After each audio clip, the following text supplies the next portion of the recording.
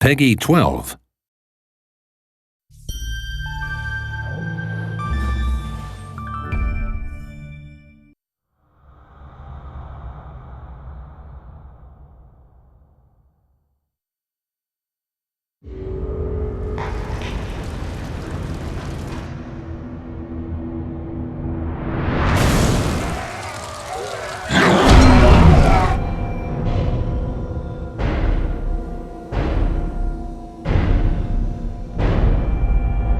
Welcome back to the world of Ashan, the setting of all our Might&Magic games. Let us take you back in time, 400 years before Heroes V, at the time of the second Blood Moon eclipse. Once again, demons are swarming out of the bowels of Sheol. To repel the invasion, the various nations of Ashan will have to set aside their petty quarrels and unite their forces. The Knights of the Holy Empire and the Necromancers of the Seven Cities will get help from the most unexpected of allies. The orcs. Way back during the first eclipse, the peoples of Ashen were in really bad shape. Demons were pouring out of Sheol and they were being overrun. What they eventually did was they called upon the wizards of the Seven Cities to come up with a solution. And they got this kind of unkosher idea and started injecting demon blood into criminals. These criminals ended up turning into what we now call the orcs. And the orcs were demon bashers.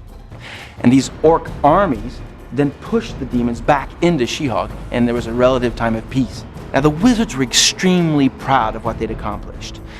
The orcs had won the war. And so they decided to keep the orcs as slaves. Now orcs will be orcs. They didn't really like the situation, so they eventually rebelled and they fought and they won their own freedom. And by the time you get up to Heroes VI, there's still a lot of animosity in people that preferred them in chains. Sandor is the bastard child of Duke Slava of Griffin and his first love, the beautiful Lady Elizabeth. A political burden since birth, he soon became a troublemaker and found an outlet for his frustration and anger alongside his father's master of arms, the orc, Thrall. Imagine the Duchy of Griffin and the Duchy of Wolf, they've been feuding for decades. Sandor's that son that just finally can't put up with it anymore. He stands up to Duke Gerhard, the Duke of Wolf, and gets himself in trouble. It leads to exile. Krau takes Sandor into the Red Skull Islands. This is where Krau was born. It's orc country, right? Think dancing with jaguars, blood-like rituals. Sandor's confronted with everything that it means to be an orc, and he becomes a war chief. He's popular, he amasses a huge horde, a giant army, and goes back into the Holy Empire. Whether he becomes the savior of the empire or the conqueror, that's really up to the player to decide.